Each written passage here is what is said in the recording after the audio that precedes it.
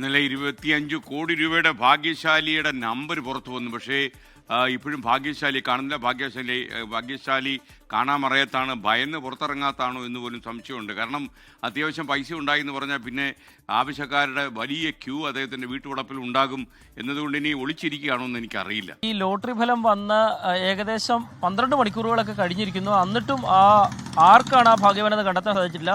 ഇപ്പോൾ ഈ ലതീഷന്റെ കടയുടെ മുന്നിൽ ഇങ്ങനെ ഒരു തിരുവോണം ബെമ്പർ 25 കോടി ഇവിടെ തന്നെ അടിച്ചിരിക്കുന്നു. അതിൽ 500 രൂപയുടെ നോട്ടുകെട്ടിൻ്റെയൊക്കെ പടം കാണിച്ചുകൊണ്ടാണ് ഈ ഫ്ലെക്സ് സ്ഥാപിച്ചിരിക്കുന്നത്. പക്ഷേ അപ്പോഴും ഭാഗ്യവാനെ മാത്രം കണ്ടെത്താൻ സാധിച്ചിട്ടില്ല. ഭാഗ്യവാൻ വന്നാൽ ഇതുപോലെ വലിയ നോട്ടുകെട്ടുകളൊക്കെ സർക്കാർ കൊടുക്കാൻ തയ്യാറാകും. പക്ഷേ ഭാഗ്യവാനെ കിട്ടിയിട്ടില്ല. ലതീഷന്റെ കടയിൽ രാവിലെ കച്ചവടം നടക്കുന്നുണ്ട്. എല്ലാ ദിവസവും 7 മണിക്ക് തുറക്കുന്ന കടയാണ്.